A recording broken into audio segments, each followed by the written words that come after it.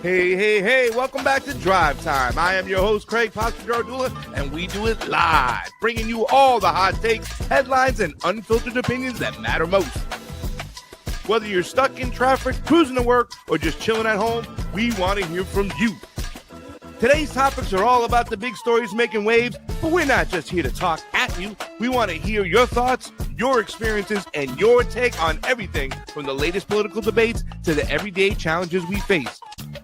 Remember, whether you're on the left, the right, or somewhere in between, we welcome all points of view. So grab that hands-free device, dial us up, and let's dive into the conversation. What's on your mind? It's Drive Time. Call in now. Good morning, one. Good morning, all. This is Drive Time, meaning it's your time. I'm sorry, ladies and gentlemen. I'm just sharing the show via phone. Share it any way you can, via phone, via video, via Morse code. Whatever you can do to share it, get it out there. I'm your host, Craig Pasta Jardula. Of course, with me is my co-host, trying to fix my hair, and engineer extraordinaire, does everything. You know him on the ones and twos, the man on the mic. My voice activation was going. Ladies and gentlemen, Sleepy Jay. Good morning, everybody. That sounds like Gregory Gorgain. No, I'm not groggy. I haven't been talking much in several hours. I've been up for a while. Well, what we'll do. We'll get you talking here in Drive Time. That's what we do for a living. We get up and talk. Hey, I've already done the dew transition. You're already on Mountain Dew. Mm-hmm. Jeez. Well, I see some people are jumping in kind of early in the mornings, and that's kind of cool. Thank you so much. I see Katie Kane in there, of course, holding it down, co-producer extraordinaire. I like to call her the exec of Zex. Ladies and gentlemen, Gabrielle Freedom, thank you so much for sharing all the information and such support there. Is Fred Edward here? We were taking roll call. I hope Fred is coming around. Look, I put his comment up. Oh, you did? He's going to be mad at me. Like, hey, what the he just said it. It's literally the reason. He just slipped in. He was up late. He must have, rolled out of bed. Another groggery Gorgain. Are you groggy in the morning, ladies and gentlemen, or are you just kind of bright-eyed and bushy-tailed? It's kind of interesting. I've been a night owl most of my life, but yet I'm here in the mornings, and I'm just happy when I wake up. It's pretty awesome, right? This thing called I get more stuff done in the morning, that's for sure. Early bird does get the worm. I mean, all part about I started this show for two reasons, right? Number one, I got to get myself up in the morning. So if I set a timeline and I have to get up, then I have to get up. So mission accomplished there. And number two, I wanted a show where I can wear my sunglasses. So morning show, sun hitting me in my face. Right now, there's a nice big fishing boat going by. It's kind of crazy out there. Hey, man, according to Corey Hart, you can wear those at night. I can wear them at night too as well, but people do question, like, what is this dude wearing sunglasses at night for? Now it's kind of like, it's okay. It's a morning show. It goes with the theme, right? A little bit different. It reminds me of Fear and Loathing a little bit. I love that movie. So great movie. It's a compliment. There goes the hair. The hair is looking good. I got the Soprano shirt on for those of you out there who can't see me. I took this right off of Tony Soprano's back. Not true, but it is a Soprano style shirt. I did wear this shirt for a pizza review I did in Texas with Eric Hollerback and Alex Strenger. How about that? You want to talk about how diverse I am? Alex Strenger is probably, I would say, like, Eric's in his own class. Like, Eric goes and he does like this Klaus Schwab Jr. He was going to do some stuff with Harrison Smith from InfoWars. I don't know if that ever kind of got worked out, comedy stuff. But he's kind of like in that familia. Alex Stein, that's where Alex Strenger, hangs his hat. He's kind of part of that kind of crew, that kind of fam. A little bit conservative over there. Alex Stein was on. He hosted James O'Keefe's show a couple weeks, and I called in. We kind of had a little spat online, friendly spat, of course, because I try to treat everybody with love and respect. And that's a lot about what this show is, having these conversations, letting you guys call in, kind of getting down to the nitty gritty of things so we can figure out how do we face Thanksgiving with our relatives. But listen, today we have some things to discuss because there's a deal that's supposedly out there, And I know a lot of the conspiracy theorists are like, they're all plugged into this. Iran's part of this. It's like, I don't know about that. I look at it as Iran as a nation state fighting for their sovereignty. I don't really look at them as being plugged into the globalist agenda. I don't know, man. This is how Persians fight, man. Like, this is like a long-standing tradition of fighting for their damn land. So it's not like this isn't, dude. They've charged tolls in there before against the Romans after the Romans fucked with them for hella years. Yeah, right. They were like, "Fuck that." So Yeah. this is nothing new for Iran. Look, but it's also, how do you look at them right now? Like even today's modern times, right? How do you perceive Iran? Because number one, unfortunately, Americans are so propagandized, and they're very ignorant. They don't go out, they don't do anything. Everybody's poor nowadays. They can't even barely travel down the fucking road, let alone get on a plane and go somewhere. And it's not really kind of in their nature. Americans are very, close-minded, unfortunately, when it comes outside their borders, and they kind of stick to what they know. Go ahead, Jay. So one thing that a lot of people don't know is Iran has like an extreme amount of highly educated people in general, but a lot of engineers, and that includes women engineers, like a lot of them. Like, and these people are smart as hell, man. Like, and they'll do a lot with a little. Like, they figure it out because they're so damn smart. This has always been the case. I've known a lot of people from that area when I was younger and stuff that came over. It's interesting. Shah's bullshit, and they were fucking all smart as hell, dude. Like, knew multiple languages. I mean, this is the norm there. And people act like they're like subhuman. Like, it's like, what the fuck's wrong with you? You hit an interesting point there, and that's something I want to talk about. Ladies and gentlemen, we're talking about Iran. Josh, why don't you put something up? We'll grab just a banner. We're talking Iran. Something like that, because I think we're gonna have some conversations with Colonel Karen when she comes in. Very interesting stuff. She said she goes on Judge Knapp on Tuesdays. Judge Knapp's probably the best show out there right now. He has just a multitude of guests. It's a lot of people just join in. It's good. They're like 20, 25-minute, 30-minute shows.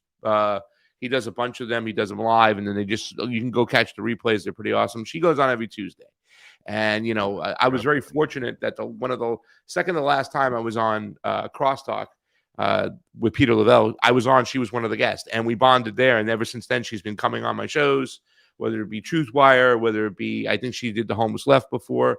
I kind of hooked her up. She was on Kim's before, but I reintroduced her to Kim. Say, Kim, get her on again. She's really she's important to have on right now because she gives a different perspective. Unlike you talk to Douglas McGregor, you hear those guys, they're talking about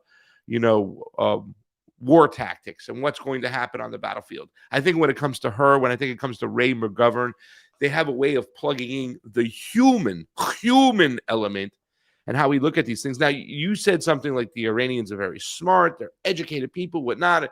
It's a society that's been around for quite a bit of a long time, and they've been going through the shit and being invading, all that other stuff. But the one thing is that from what I've heard, and I want to go, and I've spoke to Professor Mohammed Morandi several times, and I told him, man, when I get to Iran, I'm going to go out there. We're going to go to all the different food spots. You know me, I want to go Anthony Bourdain style. I want to eat all the food everywhere. Oh, man. Persian food is excellent. Yeah. But, my other friend told me, who, has been one of my sources over there on the ground, it's like he goes, one of the things we're fighting for, Pasta, is to not allow Pizza Hut and Little Caesars fucking in here. Like, we don't want the corporations in here. He goes, Iran has in different neighborhoods different pizzerias, and they're like privately owned, whatnot. So it's like, what I'm saying, they have this culture. And he goes, and God forbid that happens. You're gonna have your fucking Little Caesars all over the place. No, can't have it. I mean, we're fighting for pizza in a way. But I mean, I think that it's important to understand that there's a lot of loving, humane people over there. There's people who even understand that it's not Americans, because they keep talking about that death to America, death to America, death to America. That's what's chanted by Iranians in parliament and whatnot. But they're talking specifically about the American government, the American military that constantly bombed them. There's a love between Iranians and Americans. There always has been. There always will be. Yeah, go ahead. That's what I'm saying. They're intelligent people. They don't blame the actions of a government on its citizens because Yeah. they know as well as anyone else that, Yeah. we don't have any fucking control here over our government. And it's not a monolith either. Like a lot of people think No. that, like people thinking about Cuba too as well. Like, I've been to Cuba twice. And there's people who are there who's like, I don't give a fuck about the revolution. Younger people, they're like, I want to eat. This is bullshit. And they got the older people that are still viva la che. So there's a mixture there. You know what I'm saying? Same thing in Iran. There's like, and it's kind of crazy because they had some people at the World Cup, and I got bamboozled. I didn't know what was going on. They're wearing the Iranian flag with the lion inside. That's the monarch flag. That's the return of the Shah flag. That's for the people out there. And there are those people Fuck the that Shah, dude. exist in Iran to this day. Yeah. My friend would tell me, he goes, I'd see them at parties and whatnot. And I'm like, oh, he goes, they were outnumbered like 2-3-1, but they still existed. And now it's just like, I played a video of a woman yelling, screaming about Trump. How could you do this? Blah, blah, blah, blah, blah. The Iranian people want this. And I was like, nauseous. And he goes, yep, we have to fucking deal with those fucking people all the time. But you know what's interesting is, since we started bombing the shit out of them, they've united in a way that we did not think would ever happen. We thought they would rise up. Maybe what the hell? Like they're more united than they've ever been. And it's not about even, the religion or anything. It's about their land. It's about, they're very proud. It's a civilizational state, man. They've been around for thousands of years. Yeah. Like they're Well, very proud of where they are. And it doesn't matter if they're Persians or, any of the other groups that live there, they're Iranian. You know what I mean? And this has brought them together more than it has divided them from what I can see. I mean, all those people are still in the street every damn day. Like, yeah. it's And great. that's what a bombing campaign will do, right? That's Yeah, what I'm saying. If you don't 100%. have troops to go occupy a territory and kind of take over and whatnot, and you just bomb a nation, you're gonna piss them off, and they're gonna unite. And Yeah. there's gonna be plenty of people that were on the fence that were like, yeah, maybe we should go with the West, get the monarchs back in. Wasn't that bad under the Shah? I'll be okay. And then you got some people like, man, the government looks like they're standing up, but they're a little bit of, a little bit too much. And my friend used to tell me, he goes, 30 years ago, it was so different. They had like a morality police out there in Iran. You know what I'm saying? Like the theocrats were there, but it eased off, it eased off, it eased off, it eased off. Now they're in a society. All right, caller, where are you calling from? Who are you? Fred, calling from Indiana. What's up, Fred? How are you? Are you in a storm zone? I was forecasted, but I haven't seen anything. Where are you at? I don't think I'm almost Kentucky, right at the border. Actually, I'm further south than Louisville. You should be all right. But we were supposed to have storms that were predicted, and there was nothing came through. Yeah, it's supposed to start popping off like north of Illinois and well. An hour. I need to find out. Sleepy, where you got your extra transistors, but we can talk about that after. Man, I'm nervous, man. We're gonna have like 75-mile-an-hour winds here and shit. Like it's the wind that fucks so many things up over there. The wind just kills all. We're talking wind and like hail the size of like softballs and shit. It's nuts, dude. That's why the land is so cheap and fruitful over there. Fred, what do you got for us this morning? This is a crazy year, dude. It's crazy here this year. Yeah, Fred, what do you got for us? Hopefully, everybody listening stays safe. Hear Dr. Morandi talk. The people aren't just in the streets every night; they're in the streets all night till dawn. Yeah, and these people are dedicated, and I'm so thankful. I'll say it again. I hope they take out the Zionists. Man, that's my wish. Iran's given me a little bit of hope that a nation might be able to have sovereignty, and not be under the jackboot of the fucking U.S. Like, Randy said it. Like he didn't. The World Bank. All right, one at a time. You go first, Fred. Yeah. Not be under the boot of the World Bank. I mean, I just actually saw a video go by that had claimed to have the full history of the Rothschilds. And I know a little bit about them, but I was like, oh boy, their name is out there. 5 years ago, nobody said it. Yeah, I mean, I actually almost had. Dude, the Rothschilds have had their. I don't want to be crass. Their hands in too many pies. Like forever. Sure. Ever. By the way, we are confirming tomorrow. The both sides of the Napoleonic War is what I heard. It's an old family, man. Unreal. Yeah. Old family. And I almost had, well, I can't say almost had. I was technically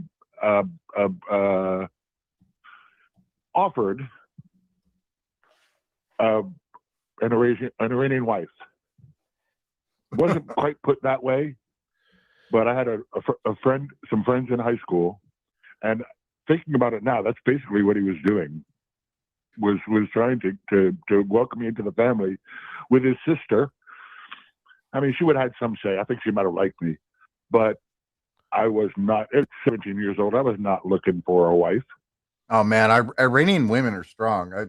My mom years ago worked for this Persian couple. They're actually doctors, and then had to flee the Shah, and they ran a deli here. Awesome deli. They fled the Shah. Yeah, they got the fuck out of there. That's interesting because a lot. So they came to the States, but man, and they had an arranged marriage, right?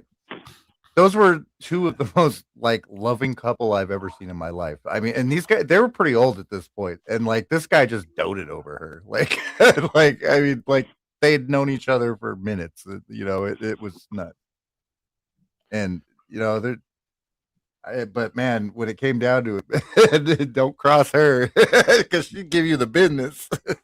The funny thing is that, you know, I didn't understand the whole political play when I first moved to California. There's a lot of Persian girls there, Persian people there, right? I didn't understand whether it would be pro-monarch or anti-monarch, and I thought that a lot of them that were here, some of them were pro and anti. You know, hold on. I'm talking to our guests. Okay. Guests will be here in about 3 minutes. Co-host today, Karen Kwiatkowski. But I didn't understand the demographics of it. Some of the most beautiful women in the world, by the way. You know what I'm saying? Just gorgeous. All in California. Speaking of awesome women, we have one of the best there out there. What an amazing show yesterday. I couldn't wait to talk to you. Sorry for bugging you. Yes, 8:20. That's cool. I'm still not used to this whole thing of that, like checking every single day. Like, just, all right, you know, let's just hope that they show up, and everybody just keeps showing up, and we have ourselves a show. I think we're on episode 18 here. Ladies and gentlemen, you know her, you love her. She is here. Karen, retired Lieutenant Colonel Karen Kwiatkowski. How you doing, Karen? I'm doing great. We have Fred on the phone. Fred, do you have one last thing to say or a question for Colonel Karen about the war or excuse me, the peace, air quotes, peace deal that's taking place?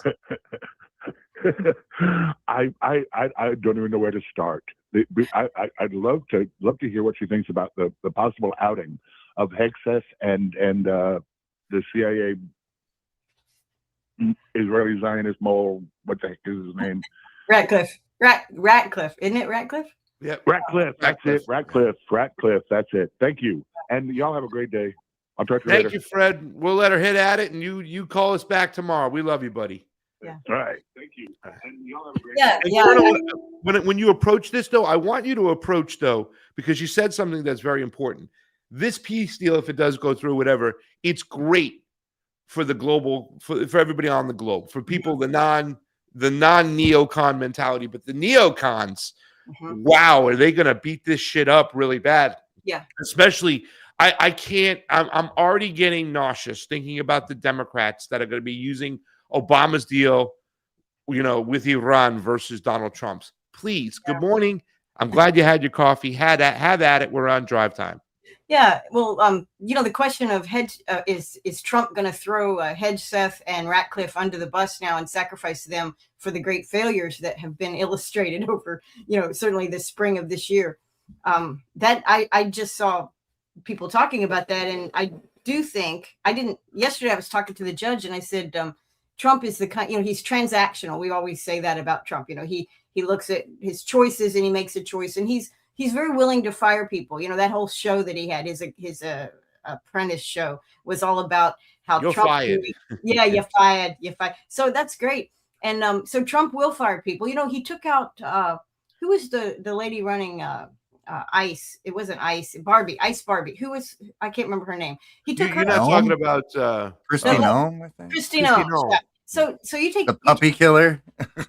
Yes. Well, you take, Christine Nome. She was kind of a bumper sticker for, or a poster child for MAGA to some extent, being that she was from, I think, North Dakota, rode horses, kind of a cowgirl, tough lady, but she had that Trump lady look, long hair, tons of makeup, that kind of thing. She put on the ice jacket and the hat. Yes. Oh my Lord. And she was also, like many in the Trump administration, enriching herself, enriching her family members through public service, which is not, both parties do this, it's like not uncommon. But he fired her relatively quickly. It didn't take too long for the ICE thing in Minnesota to go south before she was gone.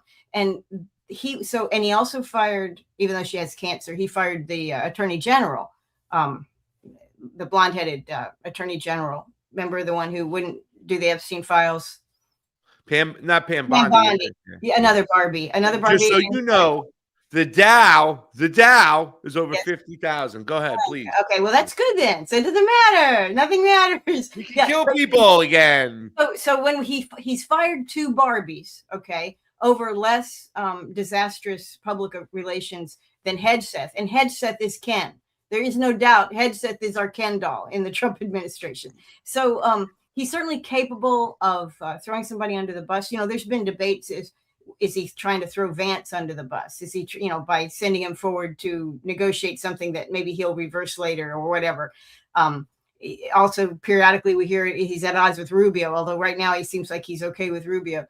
But Hegseth would be a great sacrifice, and Trump is able to do that even in his after he's 80 years old. When you're old, and actually not even that old, we often run by habit, and Trump's habit is well established. So there's a good chance if the neocons keep messing with him, because the neocons pride themselves in the United States. The neocons pride themselves as being academics in many ways. We're really smarter than the rest of y'all. We know how the world, politics and world strategy and wars should go. That's why we tell all the presidents, what they should do, and that's kind of their cachet. And they like Hegseth because he is not very bright, but he is a Christian Zionist. So he's very much like Huckabee, a Christian Zionist who can be fed lines and counted on to spout off the kinds of things they want. So anyway, I think Hegseth is vulnerable. Ratcliffe is an interesting one because, that guy came from Congress. He didn't have much really going for him. He's kind of like a Pompeo figure. And as I recall, Pompeo was, I think Pompeo was let go at one point. I'm not sure. But anyway, Trump is capable. He wasn't let go, but they said he wouldn't come to work for this administration in the very beginning. Like they had to make an announcement. Okay, that's right. He served in the first one. And then he satanic blob of Jello, who is now exactly. He cannot work for the administration. Yeah. And Pompeo, after the first time he worked for Trump, and in between, he wrote this terrible book. Well, they're all terrible books, but he wrote this book really, crashing on Trump and telling how, trying to tell inside story tales, which may or may not have been true, but that's not mannerly. And in Trump's world, that's betrayal. In Trump's world, that's betrayal. That's not just I'm making money with a book. It is a betrayal. And so if Trump feels like people aren't serving him, he will knock them down. And he's probably less patient than ever before because he's in his last 2 years of being president. He's 80 years old. When you get that many birthdays, you get to do what you want. And Trump, of course, celebrates, I get to do what I want anyway. Good chance that they'll do it. But it's part of a larger thing that Trump, I think, has woken up to. And I don't know if you saw it or maybe even you have it here. But, Trump was over in France in Evian, and he was talking to the G7 interview or something. And he said, you can't just take down apartment buildings. You know, when you take down apartment buildings, he goes, there's people in there. And they said, and then he said, they're not all Hezbollah. And then he said, and I know that for a fact. So somebody's feeding him information, and he's starting to say, you know what, this is useful to me in my attempt to remain in power, on top, in charge, large and in charge, which is where Trump always wants to be. So yeah. He's, Could I jump in there for a second? Yeah. All right. So, Josh, make me big. See, boom. First of all, I just want to say that I think all this that we're seeing right now is just straight out kabuki theater. You know, I've used this word for quite some time because I think a lot of the things that we see, I haven't believed for quite some time, or I don't think I've ever believed ever that Donald Trump is really in charge, right? He has owners that own him, and he's going to play a part. But, you know, to make sure they stay on top of their narrative management, and they have to do so, right? Because God forbid, if they let it just, if they completely ignore, then maybe there'll be enough people with pitchforks at the gates. So they got to keep people divided, fighting each other, and keep the argument going, and keep it looking like they are out there making these decisions. And even if it wasn't, let's go for Donald Trump's words, what he said. He did. You know, I don't know, Josh, if you can find it. We want to put it up real quick. We should put it up with Donald Trump talking about what we've always known from the get-go.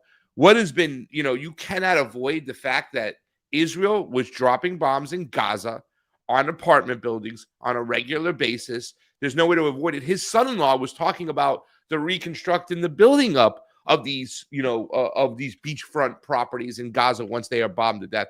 So at the end of the day, I'm not buying it because they are trying to sell now this, oh, Donald Trump is frustrated with Bibi Netanyahu and he's upset, whatnot.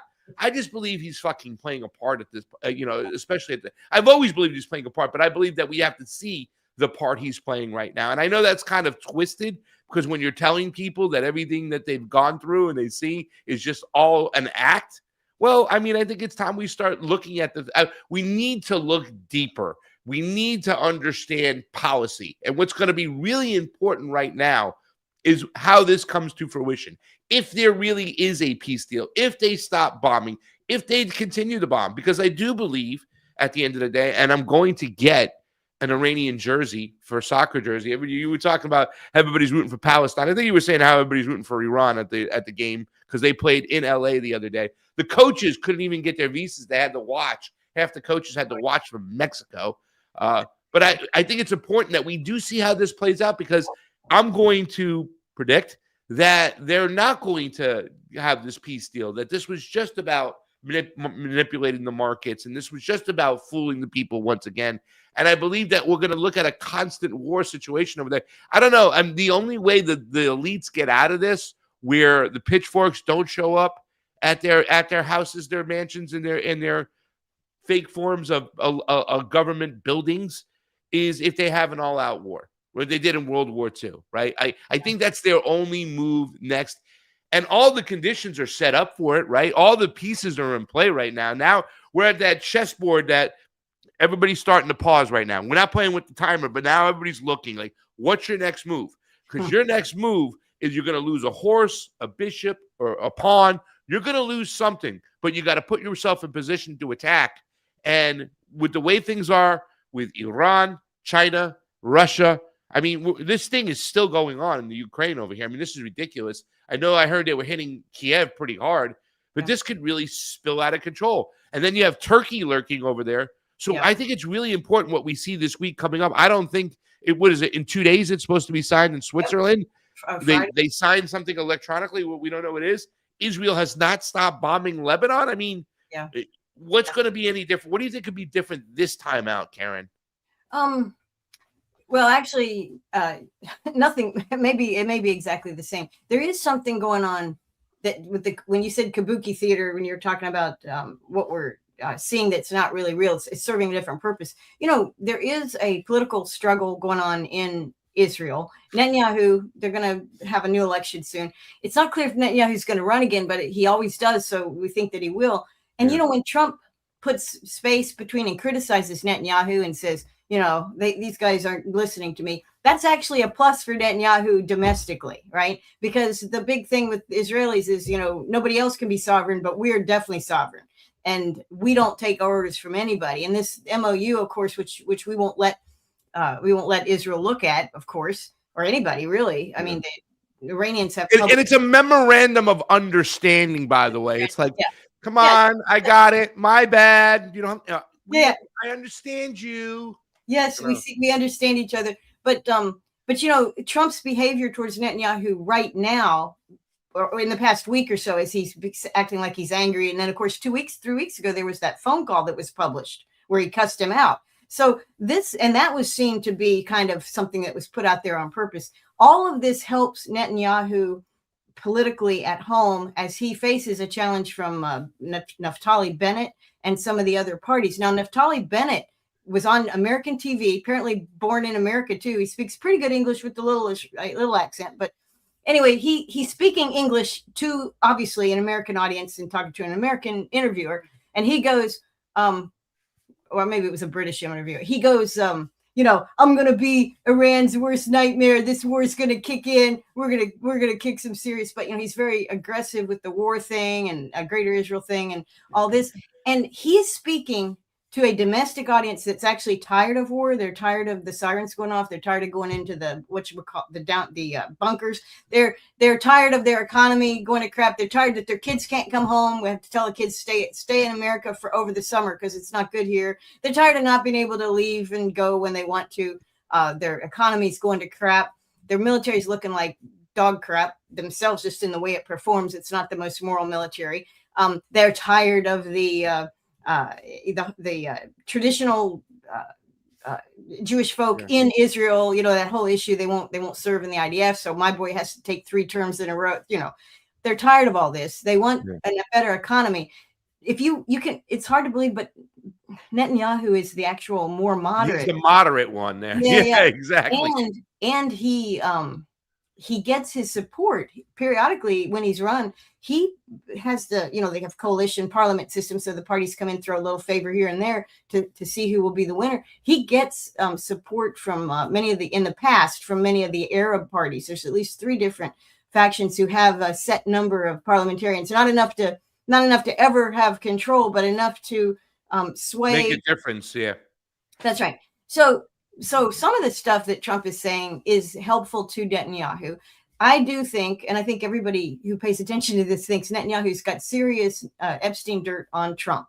And does Trump want this to come out or not? It's hard to say because, you know, when Trump's gone, it's still going to come out. I mean, it's not like his family's not going to be embarrassed by it. So it depends on how Trump views what he thinks that they have on him.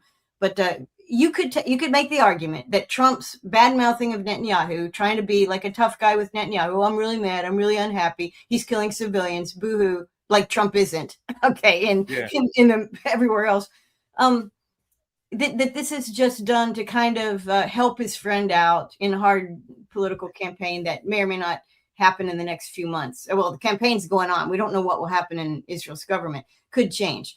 So, because I thought Naftali Bennett's message of I'm going to be Iran's worst enemy and we're going to start this over and we're having regime change, how is that going to be well received in Israel even when they're tired of war? They want to regroup and you know, make some money first. I don't know. Like, I haven't been to Israel. I've had friends obviously gone to Israel. I'm interested to see where they are because I think from what I've seen is that there's a faction out there who want them to finish the job against Iran. Yes, there definitely is. They look like there's unfinished business in Iran. And I know there was a group of people who thought that Netanyahu was too soft on the Palestinians. I'm like, what? You know, so I mean, maybe they do want to ramp this up. I'm going to throw this in real quick. You know, Ben Gvir is the security director. Itamar Ben Gvir is the security director in Israel. And he just made a new policy, which is, I guess, implemented right away, that in the prisons where they hold uncharged Palestinians, men, women, and children throughout their prison system, their gulag, instead of having prison security inspectors who would they're not the guards, but they kind of watch over the guards, inspect them, make sure they're doing it right.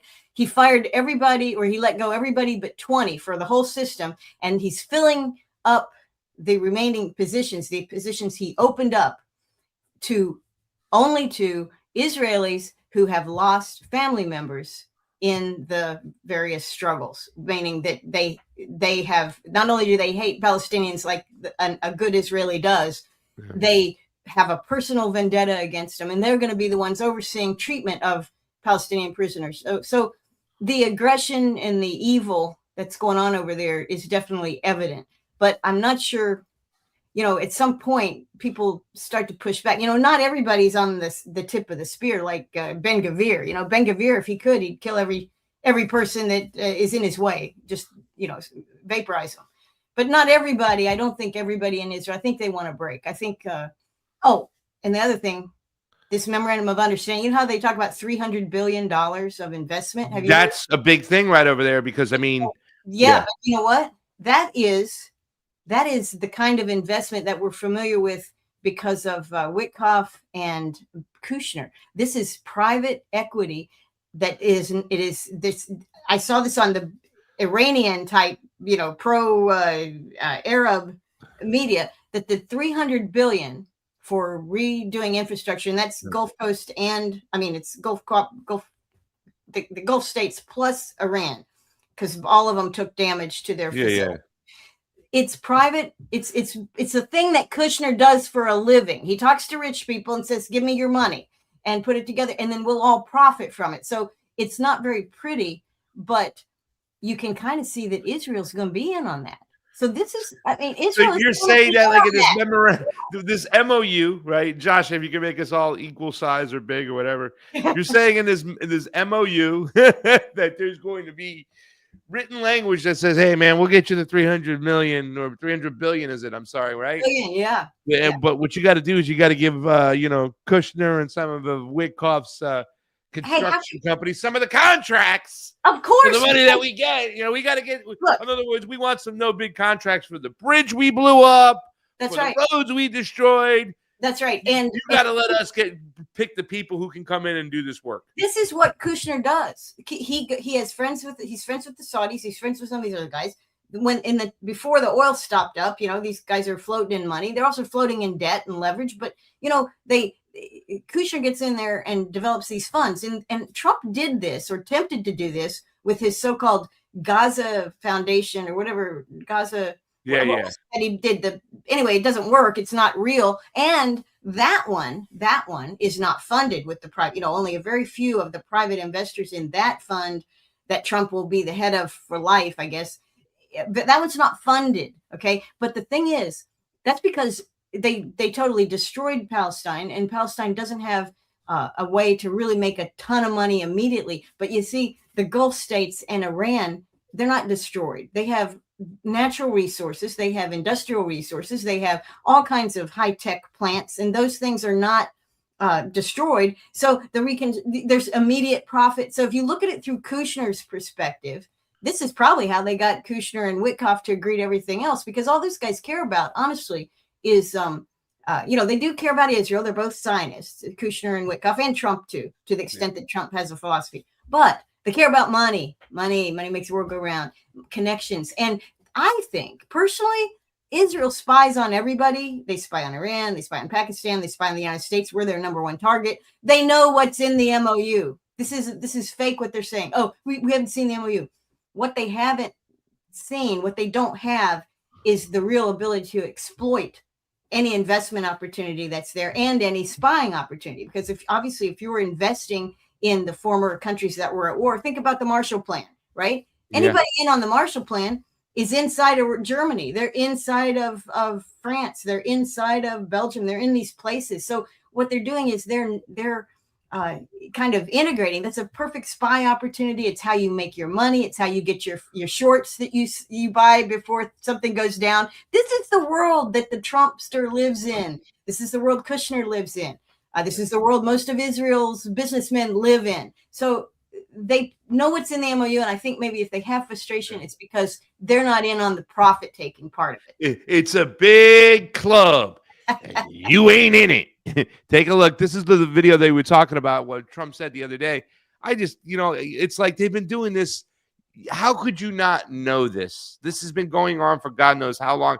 And I really do think Karen, that we need to look at the policies that are being pushed through as all this is taking place. We can listen to all the rhetoric, what he says, what happens, what does, this make-believe thing, that make-believe thing. We have to look at the actual policies that are getting pushed through. And we are being pushed into this kind of like fourth industrial revolution, this great reset, track and trace systems everywhere. You know, you got Palantir looking at everything we own, everything we do, everything we peek at online. It's a complete, I mean, the media that they have pushed, it was almost, it was so meant to be ingenious the way they pushed their own media, right? You know, they kind of made them look like the victim. There's so much of this, what I think it was called the Streisand effect, where you make somebody look like awful and bad, and it actually elevates them as you attack them in certain ways. Oh my gosh. Yeah. That's what we've seen in front of us. Oh my God, the lawfare against Trump. He must be an outsider fighting for us. We're going to get those Epstein files. He's going to lock people up. Oh my God, they tried to kill him. They can't shut him up, so they have to kill him. Please go, Trump. You know, pump the fist, get the cameras in front. It's all make believe. There's a reason why they got the guy who is a Hall of Famer for the WWE. Take a look. This is what he said the other day. Does not like them. And I'll tell you what, Israel's fighting Hezbollah too long and too many people are being killed. And you don't have to knock down an apartment house every time you're looking for somebody, because there are a lot of people in those apartment houses, and they're not all Hezbollah, that I can tell you. Does not like. Did you see the host look at him like, did he really fucking say that out loud? Yeah. Did he just really say that? Did he really say that out loud? Josh, you can take control of the thing. I'm sorry. Did he really just say that out loud? Did he? I mean, because that's what's been going on for God knows how long, you know? And plus, he didn't even mention Gaza, which is the one we've all been watching day after day after day for 3 years. The actual, you know, and you can look at you don't have to watch it for very long. You can look at the before and after pictures. You know, you can see the major destruction, and Hamas is a footnote compared. The power of Hamas is tiny compared to Hezbollah. I mean, Hezbollah, you know, they publish their daily attacks in southern Lebanon and northern Israel. They publish them. They say, okay, at 10 o'clock we did this, at 10:15 we did this, at 10:30 we did this, at 10. You know, they have a not just a capability to, and they've killed a significant number of supposedly we've lost 12 people in this whole war, Americans or something. I don't know if they're counting contractors or not, but Israel has lost way more than that in terms of IDF soldiers, both actual deaths and then of course wounded, the casualties. So you know, that's Hezbollah has some ability to stand up for itself. And obviously, you know, from an Israeli perspective, well, that's because Iran helps them. That's because, you know, they couldn't do anything by themselves. It's Iran, it's Iran, it's Iran. But, you know, Trump doesn't mention Gaza. In fact, I know why he doesn't mention Gaza, because he had that Trump-Gaza peace plan thing that is a disaster. And Israel has disobeyed, I say disobeyed from Trump's perspective. They have disobeyed the peace agreement. You know, they've got 60 to 70% of Gaza, and they're holding it. And they're never going back, according to Netanyahu, as his current campaign promise. But the thing is, Naftali Bennett, his leading competitor for the prime ministership, is also saying he wants 80%. He don't want 60%. Right. Vote for me. I'm going to get 80. But you know, so Trump is insincere as always. But it is interesting to see that he's using that language. So you have to ask yourself, like you were saying, it's kabuki theater. So why are we at this part of the show? Why at this part of the show does he have these lines? You know, what does that mean? Yeah. Guys, if you want to call on in, we got Colonel Karen Kwiatkowski here. It is a Wednesday. It's interesting. We're talking about the peace deal that's out there. It is not really even so much a peace deal. It's a memorandum of understanding, an MOU. Like just they kind of get things straight. I don't know where we sit on these whole situations. I hear so many times there's talk that Iran is really kicking you know, Israel's ass and the United States' ass. I can see the United States does have an amazing, you know, Air Force, and they can bomb the shit out of them and cause a lot of pain. But you can't just have without gas. I'm sorry, they can't bomb the crap out of them without gas. Yeah. We can't take off without.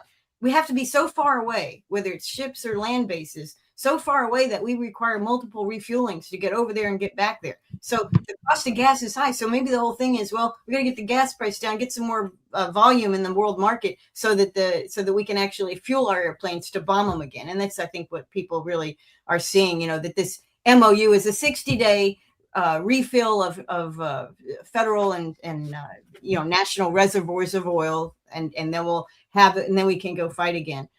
That would be really sad if that's the case, but you could make that very cynical argument that it's an MOU for 60 days, and that's how long we'll let oil flow, and then we'll see what happens in Israel. If it's Netanyahu, we'll bomb again. If it's Naftali Bennett, we'll bomb again. I mean, it's just nuts. But Trump you do have to watch Trump, and I think it was reported earlier in the week, and it makes perfect sense. Got a call coming in. Yeah. Go ahead, finish your statement. We'll take the call. The Iranians have a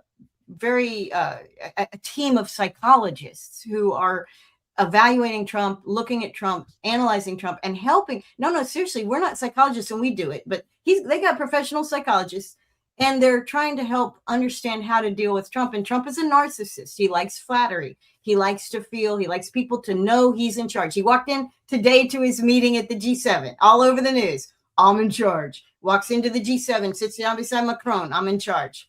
So this is what. Let's get into the caller. Caller, where are you calling from? Where you at? Who are you? Give us all the good stuff. Hey, Pasta. Hey, Colonel Karen. It's Choosy from Jersey. What's up, buddy? What do you got from us, buddy? How you doing? Can you hear me? Yes, I can hear you loud and clear. That's good. My refrigerator is riding in on a quasar, but otherwise, the audio is good here. And I'm calling because peaceful revolution, Olympian solution is logical destiny. And what that involves is the standing military officers uniting cohesively and claiming the constitutional keys in greater authority than the immune Roman minions, like what happened in Portugal in 1974. What do you think of that? Well, I worked in the Pentagon for quite a long time, and I was in the military for over 20 years. So, I don't think much of that, because I know who the people are that are in the military, and they're not the people you're imagining they are. You think they care about the if they are secret, here's the thing. If they are secret society members in uniform, they are shit out of luck in a nutshell. They will be replaced with lower ranks that aren't constitutional oath-breaking scum. And we will have the peaceful revolution and the peaceful revolution Olympics, because I ain't playing. I promised 9 billion people that we will exile Fauci and Gates and their ilk, and I'm not done. We're going to get it done. So it's time for people to take their peaceful legal off-ramp. All right, that's where we're at. We got. I'm trying to understand this. Yeah. Can you get back to the military part? When you and Karen were talking about, that's not who you think they are. That's what are you guys stating? And okay. Yeah, here's the thing, Pasta. People in uniform, whether they're in the military or whether they're in other public service, they are precluded, they are forbidden from secret society membership. So that's a conflict of interest. The military is being shoved around by the immune Knights of Malta, all right, under Constitution with the Jesuit papacy. It's all documented, verifiable. And the military is supposed to belong to the innocent civilians, not to the Roman secret societies shoving them around. And that's the problem. And that's what we're going to rectify. And it's up to the standing military officers to make that decision for themselves, or they're going to end up in exile with the Order of Malta that they've been rubbing elbows with. Right? Is that clear or not? Okay. So back in the days, I remember when Donald Trump was running, what I heard through some of I don't want to say QAnon people or QAnon adjacent to people who believe that there was, a society going on within a society, a government within a government. They had believed that there were a lot of people in the military. This is how they sold Donald Trump. There were a lot of people in the military who were so disgusted with, the Clintons and, serving for their secret society. What you're saying, like the secret society of Malta, the bloodlines, all, there's different factions of it, but there were people in the military who were sick and tired of serving these people. And they took an oath to serve the innocents, and that they recruited Donald Trump to weed these people out. Now, I think that that's where the joke came into play, because Donald Trump has always been rubbing elbows with, people like Roy Cohn and, the Epstein Elk clans. He's been around those people for his whole life. But what you're insinuating is that there are people in the military right now that are fed up and done with serving the elites, the ruling class, the secret society, and that they're eventually going to step up and say enough is enough. And Karen is saying, unfortunately, those people really don't exist that much in the military. Did you say that, Karen? Yeah. I didn't see any of them. And the people that I see pushing back are people like Joe Kent, who has been inside both CIA and Special Forces and the Pentagon and the White House. And his pushback was to leave and speak publicly about his criticism. Same with finally Tulsi Gabbard is pushing back to some extent. I mean, she's realized you can't do it from the inside. And I will say this, it is very comforting sometimes to think that a great, a great prince on a white horse is going to come and save you and make things better. And human history is not that way. Usually if there's somebody on a big horse with an army coming, they're coming to kill you, not to save you. So this is something we have to kind of step back from, I think, to some extent. And also, I think what's the other problem here is we are not recognizing, and maybe the caller is, but most people don't recognize that we are an empire, not a republic. So if you have a small country, you gave an example from 74, I forget what Central American country it was. You said the military took over and straightened things out. But it was a small country with enough people, a small country the size of a couple of US counties, okay, a couple, 3-4 million people, maybe a city. A city can do things, and if that was the top government was the city level, but an empire is very different. And empires don't save anybody. They grow and grow and grow until they contract and collapse. And when they collapse, new republics and new forms of government, some good, some bad, sprout up where that empire used to be. And that's what's going to happen. And there's not enough people in our military. There's not enough officers and senior NCOs in our military that do trust and believe in the Constitution, that do have a higher sense of service, that are going to do this. Okay, because we're an empire. If we were a little tiny country the size of Utah or the size of South Dakota, population wise, maybe a little less geography, you need a small geography. How about New Jersey? You're from New Jersey. I could see this in New Jersey, but we're an empire. Okay, and New Jersey will be completely sacrificed if anything like this even started to happen. So. Yeah. Yeah. So this is interesting. I want to hear the caller's perspective now. It's Choosy, right, from Jersey? Yeah. Your thoughts on what the colonel said. She was in the military, so go ahead. You know me as Exile in the chat. Listen, Jesuit order and the Knights of Malta, who are also Jesuits and report to Jesuit archbishops, are a political monopoly. We've known that for centuries. Right? The Constitution is trash. It was written by immune Knights of Malta and high-degree Jesuits who were hoaxing innocents. Right? So it's not so much about the Constitution. And the difference between Q and Antifa and the Proud Boys and all that politicized crap and me is I'm telling the truth, applying it, and they aren't. All right? I'm one person. I'm a retired physical therapist. I'm a trained therapeutic thinker, and I was different than the other ace historians of Jesuits when I got the info, because I actually processed it through. All right. Now we're going to look at history objectively, and we're going to acknowledge that politics doesn't fix a notorious, infamous political monopoly. And we're going to acknowledge that conflict also doesn't fix it at the national level, right? And it's true that there were uprisings in places like Athens, Georgia, after World War II. The returning vets were getting gamed by the corrupt politicians and law enforcement, and they had enough, and they rose up, and it worked. But that's not a national level solution. The only thing that's actually proven to expel Jesuit order political monopoly and the repetition of fascist formula for obstruction is peaceful constitutional revolution provided by the standing military. And what happened in Portugal, April 25th, 1974, isn't just a cool Disney story that never got made. It serves as constitutional, historical, legal precedents.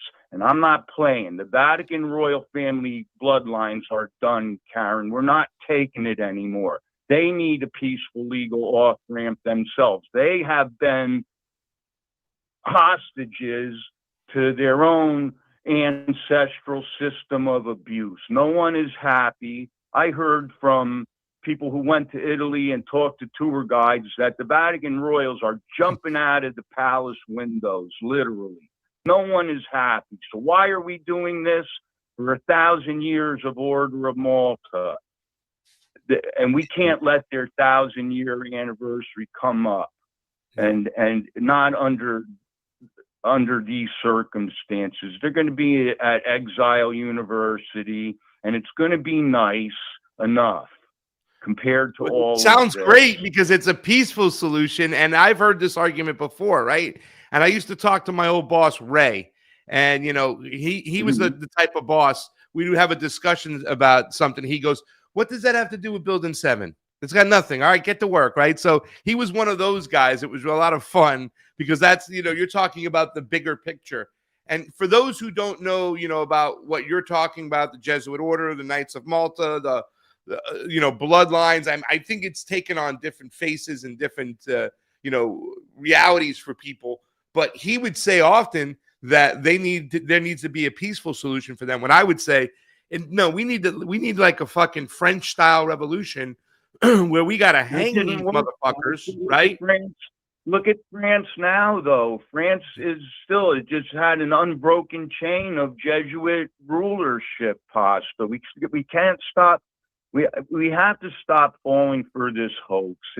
That's what the Knights of Malta were founded as. They were battlefield sideline ghouls deciding who lives and who dies and, you know, who gets tortured. And it's just the same old stuff for 1,000 years. But and the Crusades were not Christian, they were Roman, in response to Muhammad not wanting to hand conquered Jerusalem back to Rome. Muhammad was a Roman commissioned mercenary before he had his epiphany that they call the divine vision.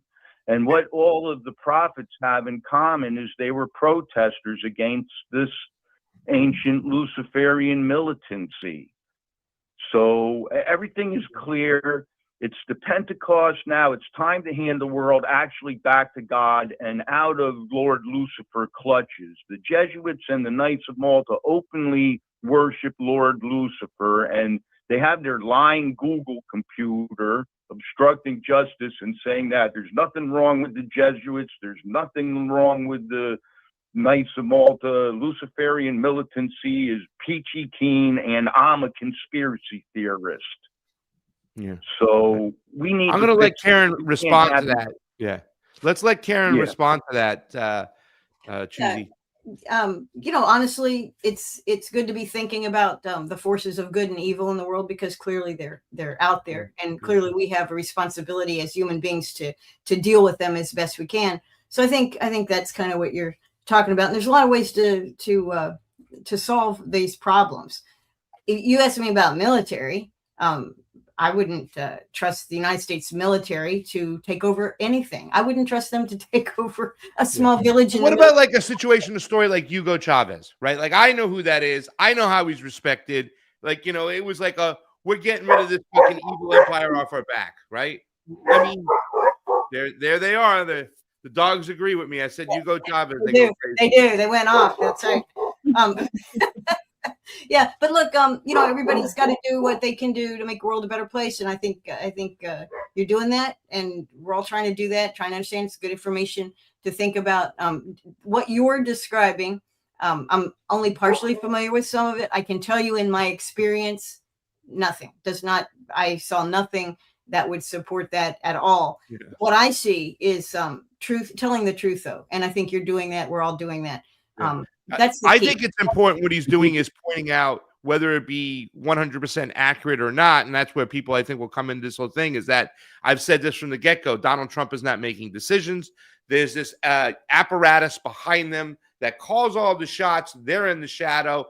These guys are just taking the bullets, and they're the ones who we see on TV like WWE style. And I think it's important to point that out. And obviously, this caller is giving us a lot to look into and a lot of things. And also, too, really, to tell you the truth, this is the first time I've heard somebody present a solution where it's going to be a peaceful solution. From what I've been hearing is that whole saying that if you make a peaceful revolution impossible, you make a violent revolution inevitable. And I almost feel like this is not going to change until these people are, you know, pushed back, because there's also something to say about the vacuum of power, right? When people have this stuff, when they sit above the systems, when the rules and laws and regulations don't apply to them, what do they do? What does the human body, what does the human life do to give itself pleasure and get off? And I know it's sick to think about the whole using children as currency, but it's like, is that what the fuck they're doing over here with this shit? Is that what this is about? It's like life is so just dull and boring for them that they have to. Go ahead. I'll give you the last word. Go ahead, Shuzi. Wrap it up, baby. Give me the last word. Yeah, Pasta, there's a couple of important things. We need to distinguish between Jesuit Inquisition, which has been the ongoing thing for over 1,000 years, even though it had a different name prior to 500 years ago, founding of Jesuits, right? It was the Dominican order. All right, that's an ongoing war on both foreign and domestic innocence. But now it's the Jesuit end of times. Pasta, I'm actually one of the only people who saw Pope Sosa announce the Jesuit end of times. It was a short-lived YouTube video. I commented on it, and they took it down. All right? The Jesuit end of times is an obstruction of justice plan. And when I found out that it was real, because I found out that Jesuit Yahoo had signed contracts with Rome, providing Roman control over post-Armageddon Israel, right? I knew it was real. I knew it was now, and we need to stop it because it's not logical destiny. It's a fucking string of lies, and we're not going to take it, Pasta, and we're not going to resort to violence. The main reason is because it doesn't work. And the second reason is I took the Hippocratic Oath. Pasta, and that's what we all need to do. We need to find mass empathy. And in the light that even the rulers of evil were Roman hostages intimidated into it. Okay? And that's what's going to work. Much love, no fear. Thanks for letting me call in. This was really super cool. Colonel Karen, I love you. All right. And thanks again. Yeah. Right, dude, Gabrielle, thank you for calling in. And really, to tell the truth, I don't care what people have to say that, oh, this guy is over the top. He's batshit crazy. He is bringing a message of love and peace. And I think at the end of the day, that's important. I don't know if it's possible. I think we're so fucking far gone. There's got to be some type of class elitist civil war. But who knows, man? If we do it right, we do it good, maybe we can get out of this thing in a peaceful way, because I think we have a beautiful planet, beautiful people, and we can really, we're not doing the fact that bombs are being dropped and women and children are being killed everywhere is a disgusting thing. Thanks for calling in, brother. I really do appreciate it. The way I see it, Pasta, the way I see it, it's pretty simple. When all of the de facto Roman cartels go through this process, then they have no one left to manipulate. We need all of our militaries to cooperate for a change. All right. And that should be easy to do. We just need actual adults in uniform who aren't in secret society doing the right thing. And then it's going to be magically better. I see it through to the end. Run the machine in my head like Thomas Edison. And it's all based on the 4-step SOAP note: subjective, objective, assessment, and plan. But you have to choose a plan that's historically proven. You can't, be chasing delusion. That's what they have us doing. They were chasing the political delusion and the violence delusion. All right. We just have to look at history objectively and we'll be okay. Apply the truth. Much love. Much love. Call in often, brother. We love you. Wow. All right. We'll do. You got it, buddy. Out. He's got a plan, Karen. He got a plan. Well, listen, why don't you piggyback on this? Right. Well, a little bit. I mean, from what I've heard this theory before, and I've kind of felt, well, this is the best way to get us out of this. If the military says, we're not going to fucking do your dirty deeds anymore, bombing women and children anymore. There was a point at one point when people, they Mark Milley. And then when we found out who Mark Milley was, like, oh God, that guy should not go rogue. He should just fucking retire. But is it possible that there are, because the main thing about military brass, right? What is their main job? To follow orders. We were following orders. I mean, is it possible that they grow a heart, that they become humane, that there's some uprising within the military on behest of the people? Honestly, my view of it is individually. I'm an individualist. I think many of the people in the military, in fact, most of the ones, we have all volunteer military.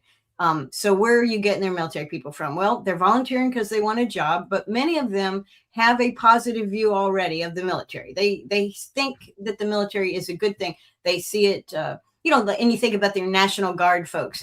Some years ago, the National Guard switched probably 15 years ago, the National Guard switched their recruiting target, and they said, look, we're not sending you to overseas. You're going to serve your neighbor. You're going to respond to emergencies at home, help people out in floods and hurricanes. And that was a very appealing and positive recruitment message. And it did work because people want to help their neighbors, and they often see military service as a way to do that, to kind of do the right thing. Also, people who go in the military, for the most part, tend to be law-abiding citizens.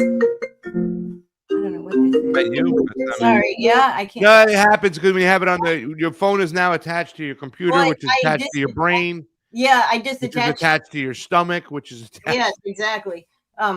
So there's this hope amongst military people, an affection for the Constitution, affection for law and order. You say they follow orders, but we follow legal orders. There's kind of like a positive. That hasn't been the case recently, though. That hasn't been the case. Levels. A lot of illegal orders have been. That's right. That's right. That's true. That's true. And that causes, of course, not new either. Think of Vietnam. That causes the suicides, the alcoholism, the drug abuse, the wife beating, the early suicides. It causes all these things when we're doing things contrary to our ethical frame. But these folks, once they get in that system, why do we send them to boot camp and shave their heads and scream at them for 6 weeks? We want to break down their core value system and replace it with a military value system, which is not to question the orders of your superior officers. Okay. So this is a conflict, and our military, our standing military, and I'll disagree with the caller just a bit. He said, oh, we need a standing military. Well, the Constitution for 100 and I don't know how many years, almost 200 years, did not have a standing military. It never calls for one, even to this day. We have not had a standing military since the 1947 National Security Act. That retained and gave us a standing military. That is unconstitutional at its very core. So The people that choose to join, and my answer is individually they can choose not to join. So, and they are doing that. Of course, we're not getting the recruits that we want. We're having to go people that can't pass, that haven't graduated high school. We're having to go with people that don't speak English, and we send them to English training school. We have all kinds of folks. We're accepting. I don't know if we're accepting felons, but we are close to it. I think we do have folks that have done had some, contact with the law, that the military is a good way out for that. But they're actually recruiting those people. It's one thing to say we're drafting young men. No, we're recruiting anybody who is willing to come in. And our military quality reflects that. So the military is not the solution. The military is a big part of the problem. How do you solve that problem? Don't go into the military. And if you're in the military, people do need to do, and I hate to bring up Joe Kent again, there's hundreds of other examples. Well, there was the guy that immolated himself in front of the Israeli embassy a few years ago in protest of Gaza. I think that's going a bit far, right? Aaron Bushnell, I think his name was. Bushnell, that's right. And it's that situation was an example of someone rejecting the illegal orders being given to the standing military, the illegal orders given to our, the country, the illegal guidance that we should murder men, women, and children without arms, innocent people in Gaza or anywhere else, really. But you can walk away from the military. You can walk away from, and not just the military. Think about doctors or medical professionals, scientists, biologists, who aren't walking away today from big pharma, right? I mean, think about the COVID thing. What did we do to doctors who even asked a simple question? Has this been tested? And what were the test results? That, forget it. You're not asking those questions. And, we punish people like that. But you have to walk away from what is wrong. And that's what we have to do. And I think, you say has to be peaceful. Well, the only truly peaceful thing to do is to not lend your brains and your energy and your spirit and your productivity to things that are wrong. Now, you can say, well, maybe they're not wrong. Maybe I just think it's wrong and it's not wrong. Okay, fine. Figure out what you think is right and wrong, and don't do the wrong. Okay. And work to help others to be the same way. That I think is the only peaceful way, because if you talk about the government's, the military, some military anywhere on the planet is going to solve the problem, but it's not going to be violent. That's a little bit of that's a contradiction, because the military it exists to use violence because the state demands that. That's what the military is. It is about force. So don't be confused that the military is going to save us, but military should be small, and they should be reflective of the population that they are protecting, and they should know what protecting is, because what do our military do? Oh, I'll just briefly say this. Have you seen the new recruiting ad, the Hegseth Trump recruiting ad for the military? It's a brand new season. No. It's a brand new season of recruiting ads. And it was shown at the big wrestling match or whatever, the kickboxing, whatever it was. The UFC. Yeah. So the UFC, televised UFC fight, had this ad, and it is pathetic. But anyway, that's what they're thinking. And, this message is not a message it's the opposite of the message that the National Guard did 15 or 20 years ago, where people didn't want to join the Guard because they were getting sent to Iraq and Afghanistan. And so they did an ad saying, oh, wait, no, you'll serve at home. You'll help your neighborhoods. You'll rebuild homes that were blown away by a tornado. That's a good message. That's what people respond to. This message showed all these people overseas doing army things, bombing and killing, saying, yeah, do it. Not a winning message. And I don't know who designed that, but anyway. I'm going to look for it, because it's tough. I think I got it right over here. Yeah, I got it right here. Let me bring it on up. It's from the War Department. God damn. What kind of psychos do people think we are, that they got to change it from Department of Defense to the War Department? It's just, here we are. Let's take a look at this. I'm going to watch this first time. Guys, you're watching Drive Time. It's Wednesday. I'm here with Karen Kwiatkowski. If you want to call on in, the number's 561-247-2721. That's 561-247-2721. That's Bernie Sanders, Blackjack. Call on in if you like. Here's the recruiting ad. America's military is unmatched. Projecting power, denying passage to adversaries, and protecting our interest at the time and place of our choosing. America is winning. We will measure success not only by the battles we win, but also by the wars we end, and perhaps most importantly, the wars we never get into. It's called peace through strength. Holy 1984. For armed forces. Yeah, no kidding. Setting records for recruitment. Through our power and might, we will lead the world to peace. Our friends will respect us, our enemies will fear us, and the whole world will admire the unrivaled greatness of the United States military. This war is peace. Man, it wasn't supposed to be a manual on how you are supposed to conduct a country. Decisively, devastatingly, and Appreciate that. mercy.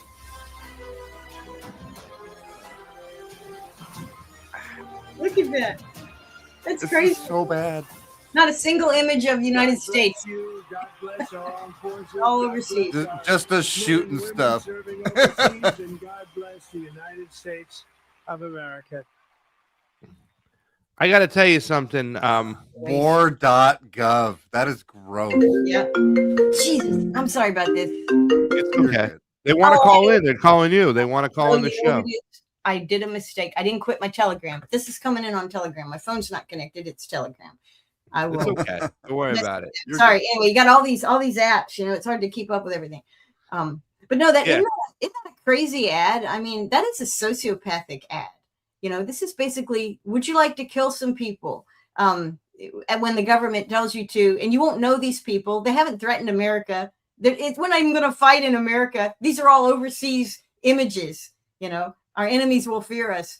And this is in the midst of it got unleashed, I guess, on, was that yesterday? Was that Tuesday or was it Monday? Saturday, right? Was it? Saturday. Okay. So it got unleashed about the same time we knew the MOU had been signed, the MOU between Iran and the United States, where the criticism of the neocons certainly, and the curiosity of many Americans who have paid, I don't know how much, hundreds and hundreds and hundreds of billions of dollars to fight this stupid illegal war in Iran, we're saying, well, what did we get out of it?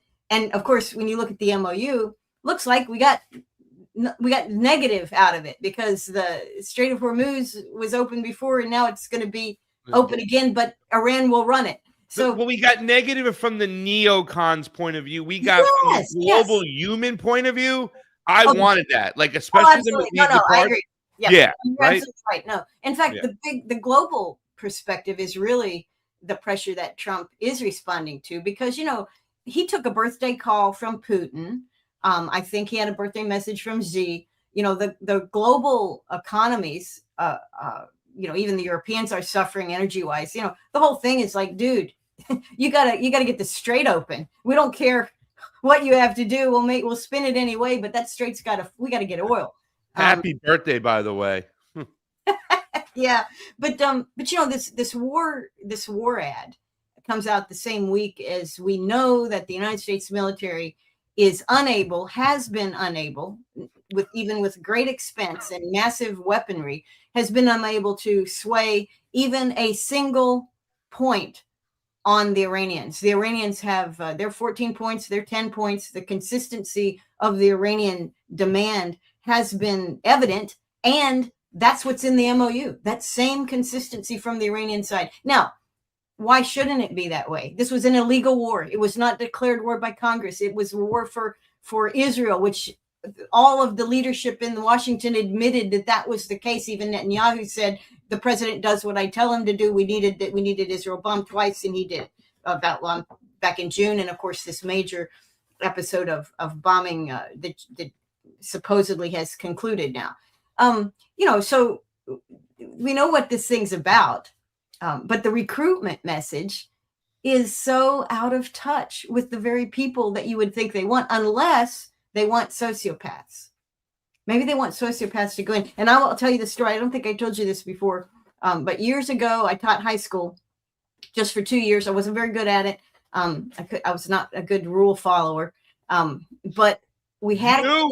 I know. You think I would be, but we had a kid, senior, going in the Army. He wasn't in my class. He knew a kid that was in my class, and he said, yeah, I'm going. I signed up with my recruiter, and I said, so wow, you're going in the Army. I think it was the Army, and I said, why are you doing that? And you know what he said? You'll know what he said when I tell you. He said, I want to kill people. Yeah, that's what he said, and he did. He wasn't kidding. He did want. He was a hunter. He'd probably, and not that a hunter wants to kill people. They certainly don't. But in his persona, shooting people for the government. This is what he wanted to do. It felt good to him. It was something he aspired to, and this is not healthy. So I would say, obviously, that kid probably needs some counseling, but he's not going to get counseling in the military. He's going to get training on how to do it, and he's going to get going to take advantage of his mental state, and that's they absolutely will. And they're, I think, increasingly looking for people like that. There's a problem though, from a military organization standpoint, if you put a bunch of sociopaths in. They come home and they start killing us. Yeah. Well, anyway, basically, sociopaths. They get fast tracked to being cops, and then they kill us. Yeah. Yes. No, but an organization that's filled with people willing to violate moral codes. They will do things. They will kill. They will harm. They will steal. They will exploit. Okay, so if you get people that already are trending that way because of their small percentage of the population, but you concentrate them in any organization. Wall Street is another example. Wasn't there a great movie, several I'm sure, about Wall Street and how they're all like, snakes and sharks. And in fact, we say the word shark and half the people don't think of the shark in the water. They think of the shark on Wall Street. So in business. So when you concentrate, and politics is filled with sociopaths. So you get what you see when you have a bunch of people that are need certain things, that are willing to set aside what others would consider to be norms, morals, and laws because it benefits them. So there is a danger in recruiting and ending up with. I mean, I'm not sure we always recruit sociopaths, but if no good people want to be in the military, you're going to be left with, a higher concentration of people that are really not what you want and will end up doing harm to their own nation. And of course, weakening the military. And I think to some extent, we see this with the IDF too. You see the IDF, they're all drafted. That's true. But there are people who evade the draft because they don't want to kill people. They disagree with one or more aspects of IDF service. Then you have the guys that are drafted, but they do one term. They do their mandatory term, and then they get the heck out of there, and they don't do it. But then you see the guys who like it.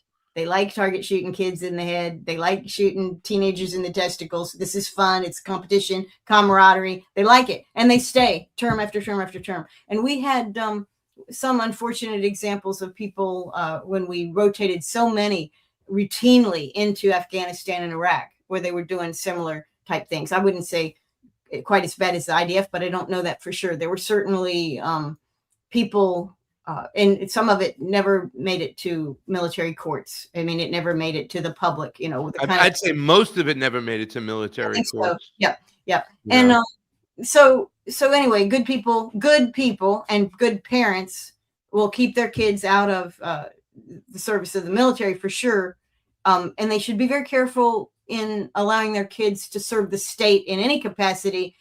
Make sure it's one where you're not bearing arms. And, years ago, there was another, I guess people would call it a conspiracy, but I don't know if it was or not, but it wasn't really. But remember when the IRS and the USDA and all these other government agencies were ordering guns and ammo?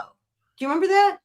I think it might have been under. I don't remember that. Yeah. And there was these. The IRS was arming their officers. Actually, the IRS has. Oh, I do remember that. Yeah. They were showing videos on like, put your hands up, like the IRS is now coming to your house. Yeah. But I do remember that. It was weird, and I don't know. All those purchases. The government acquisition system. That was during the Biden administration, by the way, because that was one of the scare tactics they used, against the conservatives. Sure. The IRS is coming to get you. They're coming. Put your hands up. USDA also armed and bought weapons and ammunition. So you don't know if that's some sort of purchase ploy by the government. You know, they bought them under the auspice of USDA. It's not really USDA weapons. I've never seen an armed USDA person, but they had records saying the USDA ordered these things. So somehow the government put the choice steak down, grab the prime, or I'll shoot. Yeah, sorry, I had to. That's it. I guess that's what it's about.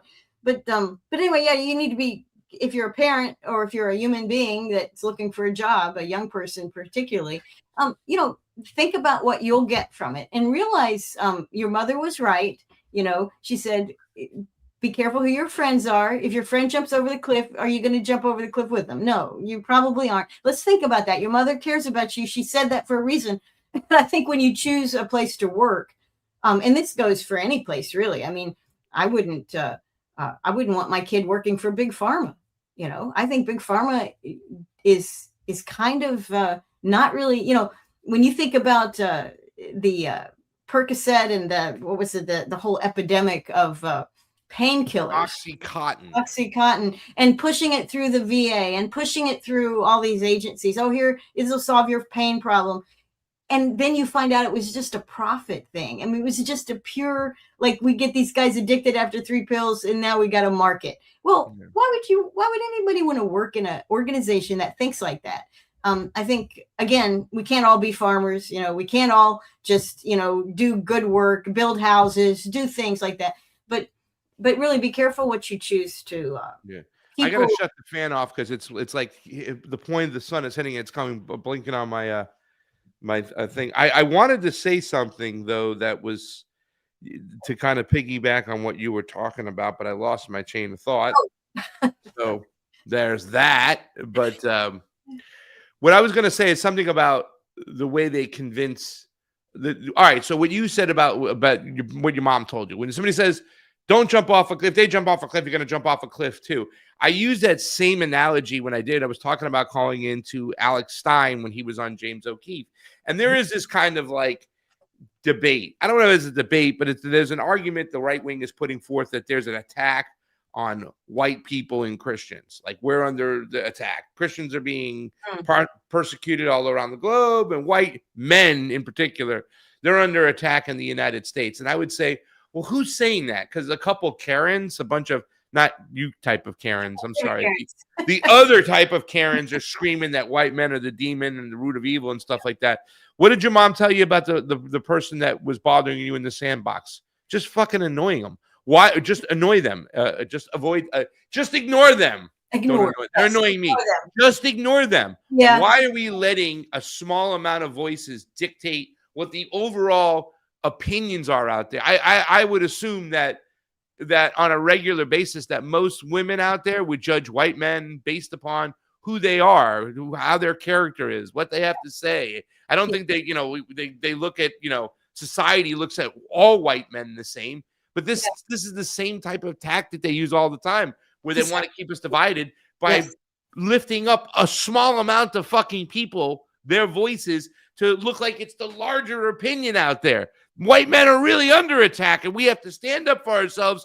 Otherwise, we ain't gonna get shit. I mean, I'm like, really, if you think of anything like that is separated, it's not family oriented. It's not your kids or your relatives. It's white men. So they're afraid to say white women are also, they could say that, I mean, if it's they're out there, they're all saying that like white women are like just the worst, most annoying, and the worst.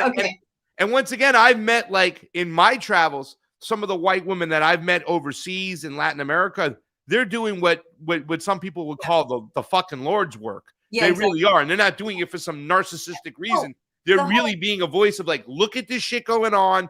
This is your tax dollars. I get it. You pay your taxes so you don't go to jail. But this is what they're using your tax dollars on, to oppress these people over here. We need to tell them to knock it off. And that's coming from a lot of fucking white women I know that do some great work. Please continue. And it's just, you remember the story of the Samaritan that Jesus had. Remember that from a long time? Well, from the Bible, I guess, somewhere. So the Good Samaritan. Well, you know the story. Everybody knows the story of the Good Samaritan. Anyway, so there's a person who is of the wrong race, color, creed, probably gender. and he's harmed. He's fallen down. He's been injured on the road. And the story that Jesus tells is, this guy walks past, the religious guy walks past, the Jew walks past, all these other, he goes through a bunch of people that walk past, they look at that guy and they go, wrong color, not helping him. And then the Samaritan comes through, and the Samaritans are people that everybody else said, oh, wrong color, not helping the Samaritan. But this guy who fell wasn't a Samaritan. But the Samaritan says, there's a person over there, he needs help, and I'm going to go help him. And he did it. And he violated the norms of the day to do that. He said, I don't care what you think of me, and I don't care you say I shouldn't touch this person because this person is scum.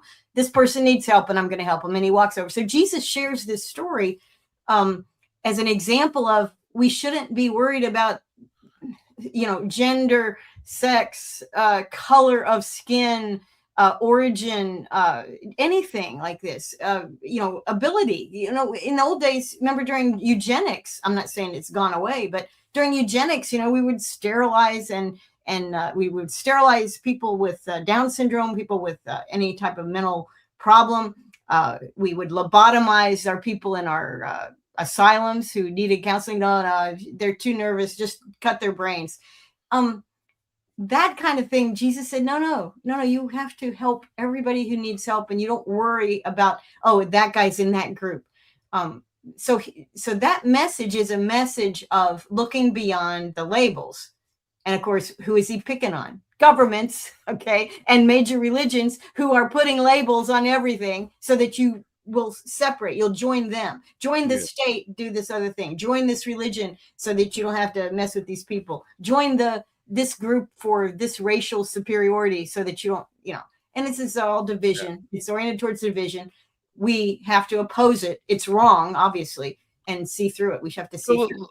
I wish this person would call in. This is Julia MR, or Julie Mr. whatever, 8416. You can't deny that white people have experienced discrimination. I have friends who have experienced it in job searches. Denying only fuels division. I'm not denying it. I'm saying that Caleb may be on the phone. Oh, we do. Who is it?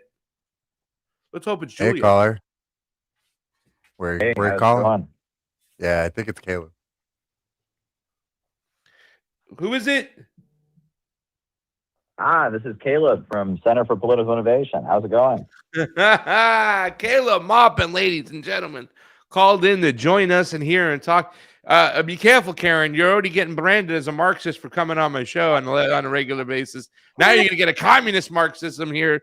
You're going to have no way out. They're going to look at you, Judge Knapp, and go, what the hell is going on, Colonel Karen? Caleb, what do you got for us today? I was just talking about the attack on white men. Oh, boy. Well, I don't know. I mean, I was listening, and the stuff about the recruiting ad, and that's certainly disturbing and such.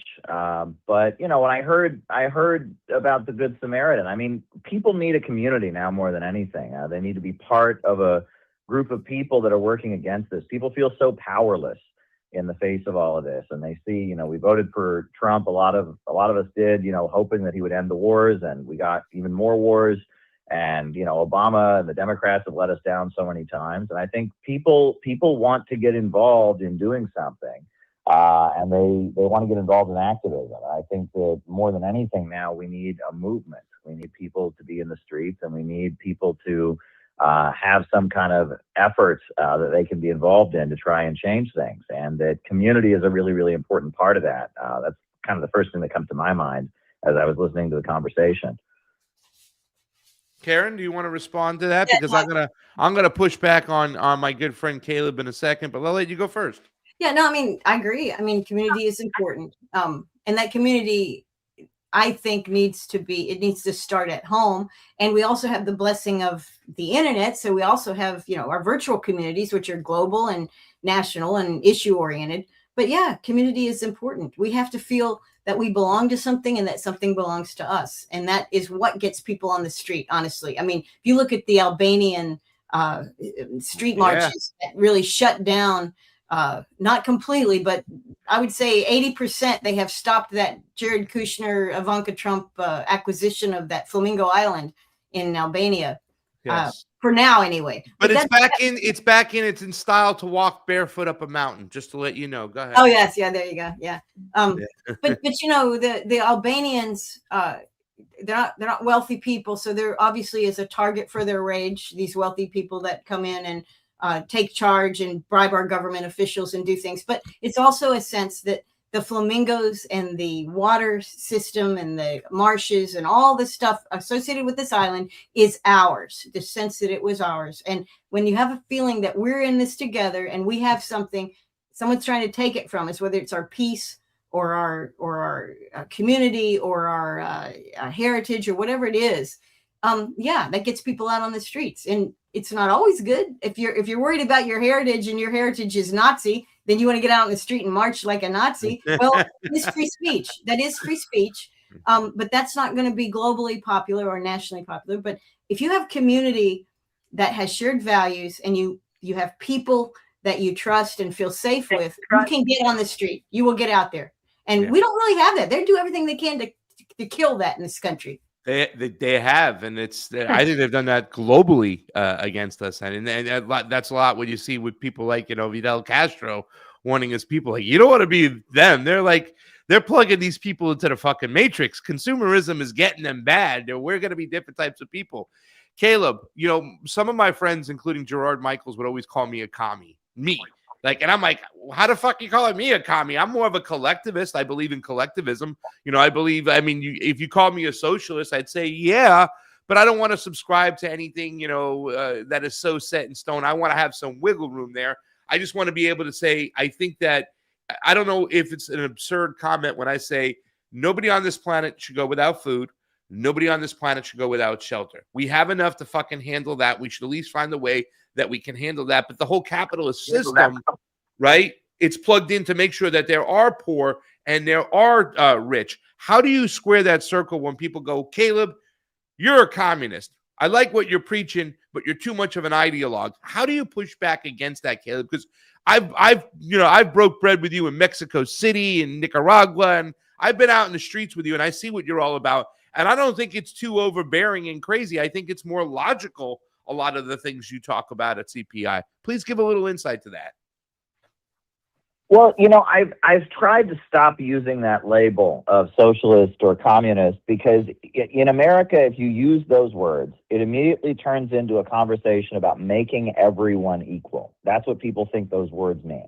They think communism and socialism is, well, the government comes in and makes everyone equal. That's not what happened in the 20th century. In the 20th century, there were countries, nations that had been oppressed and colonized and unable to have economic growth, and they had revolutions that enabled them to grow. And that's what Stalin was all about. It was the 5-year plans. He built the world's largest hydroelectric power plants. He built up the world's largest steel industry, the world's oil industry. The Soviet Union was, fighting to have economic growth. And the Chinese Revolution is the same story. And many of the revolutions that we see in the 20th century in Cuba, on the African continent with Kwame Nkrumah, what Gaddafi did, he made Libya the country on the African continent that had the highest life expectancy, built the world's largest irrigation system, the great man-made river. The essence was really, it was a struggle for economic growth, and that imperialism, the global capitalist system, we talk about the World Business Forum, and they want to stop economic growth. The ultra monopolies of Wall Street and London, they want to stop economic growth and maintain their dominance and keep countries poor. And the revolutions of the 20th century that were led often by communists, but not always, sometimes by Ba'athist Arab socialists or, by Islamists, the Islamic Revolution of Iran or whatever, they were about the struggle for economic growth. And I think economic growth is something Americans want very badly. And that right now our country is being degrown by Wall Street. We're unpaving our roads. In 27 different states, we have municipalities that have unpaved roads in order to maintain, the budget. It's absolutely crazy. We're being degrown. And the fight is between those forces in the world that want growth centered around the new rising BRICS economy and the forces that want to stop economic growth. And so when I talk about innovationism and the Center for Political Innovation we're calling for a government that is pro-growth and invests in communities, invests in people, rather than the power of big monopolies, rather than war around the world. We need a government of action that fights for working families and is pro-growth. Before I let Karen piggyback off that, I just want to say, I want you to answer the question. Okay, that seems very logical. You want growth. We want economic growth. You know, I always talk about that floor where I say everybody can be housed, everybody can be fed. That doesn't mean that everybody's equal. That means that we just have, you know, security guards over here, so nobody has to go starving in a country, in a world, excuse me, that is so fruitful. And yeah, our own country, close to 1 million homeless out there. You know, it's just ridiculous. But we're also in the only country where our homeless is somewhat obese because our food source is so fucking awful. But that's another whole argument. What do you say to people that say, okay, you make some interesting points there, Mr. CPI, Caleb, but your system also produced for economic growth. There was a sacrifice that we gave too much strength to individuals within the state. And we had too many things like, I hear a lot of libertarians talk about Holodomor, right? And you hear the anti-Stalin movement, which to me is just more about selling imperialism. Like, our imperialism is better than your imperialism. I think these are CIA talking points. How many people did Stalin kill? How many people did Mao kill? I mean, yeah, you know, we dropped the bomb on a few Japanese people, but it's a lot better than what they have. They were just starving people out and killing people. And you know, the number gets bigger every single time. It's like the fish that got away. It was 5 million. No, Stalin killed 10. Now he killed 20. And each time they tell the fucking story, it gets up to 40, 50 million. It's ridiculous. But how do you square that circle, Caleb, when people say, but there is too much centralized, you know, power in a communist system? Not when I hear conservatives, but when I do hear libertarians talk, and they talk about, you know, their dystopia, this free market forces, this, you know, let it happen naturally where the government's not over your shoulder, big brother telling you what to do. So how do you kind of push back against that? And then we'll get Karen's opinions on what you're talking about. Go ahead, Caleb. Okay. Well, the first point is that those big numbers you hear about Stalin and Mao, those are not people that were literally killed, lined up and shot. These numbers come from famines, right? The allegation is, well, under Stalin's leadership, there was a famine in Ukraine. Under Mao's leadership, there was the Great Leap Forward. What they're not telling you is that these countries had famines all the time before the revolution. Nicholas the Tsar oversaw a famine that was huge, I think, in the late 1800s. Please continue. Yeah. Yes, in China, they had huge, massive famines during the Century of Humiliation where people died all the time. And it wasn't until Stalin came along that they built a modern agricultural system, and they brought tractors to the countryside. And so it's like Stalin's the guy who cured the famine. So you're saying that a famine happened in the process of him curing the famines. Maybe they could have done it better. Maybe there was inefficiency, but he ultimately created a modern country and got rid of having famines all the time. You know, the argument, that would be like saying, you know, that if, you know, someone had been a drug addict for years and they went to rehab and then they relapsed in rehab, you know, and then they went back into rehab and they got cured of drug addiction, that rehab was responsible for their drug problem. Like, it's like Stalin cured the famines. There were problems along the way, but Stalin's the guy who made Russia a modern country that was eventually able to have space travel, that wiped out illiteracy. And it's like, and you're blaming him for the famines. It's just a ridiculous thing. And the same thing with Mao. If it wasn't for the Chinese Communist Party, I mean, they're the ones that wiped out illiteracy. They're the ones that built China into the second largest economy in the world. And you're saying, yeah, but there was a famine along the way. Well, there were famines all the time before they came to power. This is a ridiculous thing. I mean, it's just illogical, and it's a intellectual trickery and dishonesty. That's the first point I would make. The second is, if you want to talk about famine and mass deaths of starvation and mass deaths in wars and all of that, no system has killed more people than free trade. Free trade, the British Empire system, the British Empire of freedom. You know, I'm an Irish American. Why are there so many Irish Americans? That's because there was a man-made famine in Ireland. They imposed free trade and land seizures, and millions of people in Ireland starved to death or fled or left. In India, they created famines. They went to India and they with free trade, millions of people died there. All over the African continent, every corner of this world, we've seen free trade. No one would have ever talked about socialism or communism or fascism or anything like that if it hadn't been for the fact that throughout the 1800s, free trade and free markets had been imposed at the barrel of a gun by the British Empire and by the Western countries, and the result had been mass death like we'd never seen. Starvation, hunger. I mean, you go down the line, and ultimately the conclusion of that was World War I, where 20 million people were killed as the colonial powers were started fighting over who got to colonize the world, who gets Africa for us. You know, it was the Germans said, we want Africa. The British said, no, we want Africa. The French said, we want Africa. And so 20 million people were dead, you know, and they were saying that Europe was they were civilizing the world. And then they displayed in World War I, a war that, you know, where they used poison gas and trench warfare. And it was like the biggest display of barbaric behavior ever. The European colonizers had no grounds on which to say they were civilizing the world. So that's the second point, and we don't think about that, right? Those, the millions killed, just to create capitalism. It was genocide. I mean, you want to talk about the clearing of the land, seizures, where the peasants were thrown off their land just to create private property. You want to talk about the transatlantic slave trade, the killing of the Native Americans. I mean, just the creation of capitalism and the creation of a private property economy was genocide on a mass scale, the primitive accumulation of capital. So that's the second point.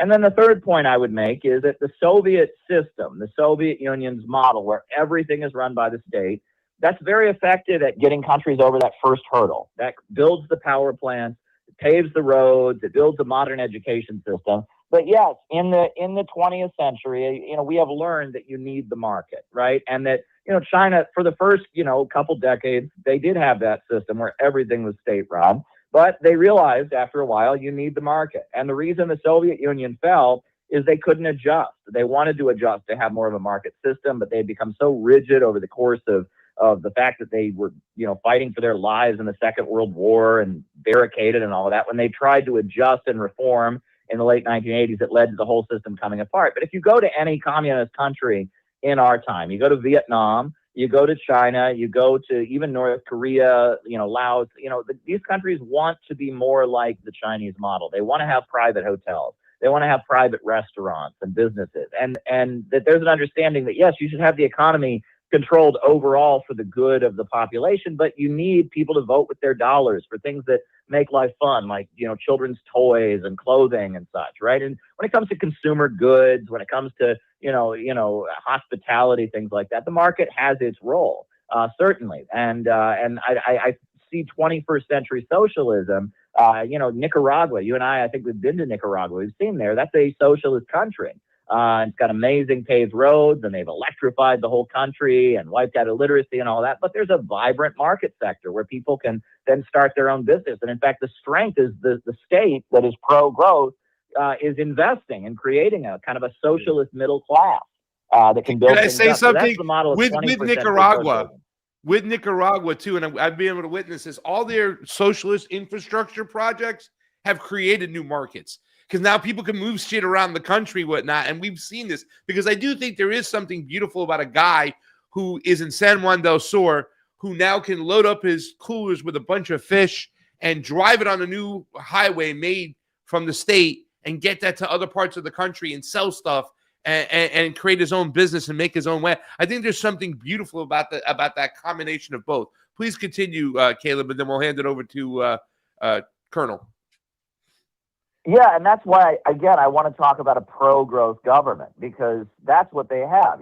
Socialism in the 21st century, it is that. It is a government that takes control of the major means of production, things like oil and natural gas. You create a government-run bank, and then with that, you facilitate the growth of a middle class that includes, small entrepreneurs like the micro-entrepreneurship program in Nicaragua. I saw this in Iran. In Iran, they don't call it socialism. They call it not capitalism, but Islam, the Islamic resistance economy. But it's a similar model where the government runs the oil and the military and such, and then they use the state to invest. And that really this is a struggle for growth, that the ultra monopolies that run the world don't want economic growth. They want to keep nations in poverty, and they want to centralize all the wealth in their hands. And countries around the world are fighting for economic growth. And I think the American people want that as well. We want economic growth. Our communities are crumbling economically. So we need a state that'll break the power of the big monopolies and fight for working families. We need a state that'll reorganize our economy so that we can have economic growth as well. And that's the essence of what I'm about. And unfortunately, just the way the dialogue has developed in the West, people don't understand that. That's not what people think socialism and communism is. People think socialism is, the government taxing, giving us taxes and redistributing income or something like that. Well, we need an anti-monopoly, pro-growth state. That's what the Center for Political Innovation advocates. We call it innovationism. Colonel, are you ready to join CPI now after that speech? That guy was fucking cooking over there. That's my friend Caleb Hoppin, baby. Yeah, no. I have very few arguments and just a couple points of clarification. Just like we can't blame communism and socialism because that's not really what they are operating under. It's a label. The way you described free market was really, to me, more imperialism's market.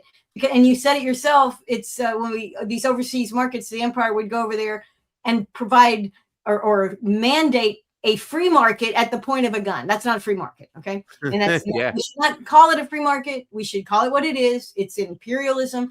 And as you're describing that, we are an empire in the United States. And when we went into Iran in 28th of February, and all these people, these pundits, and even me, everybody, Pentagon, we all said, how come Trump didn't know they were going to shut down the Strait of Hormuz? Well, He knew. Actually, he knew exactly that's what they were going to do.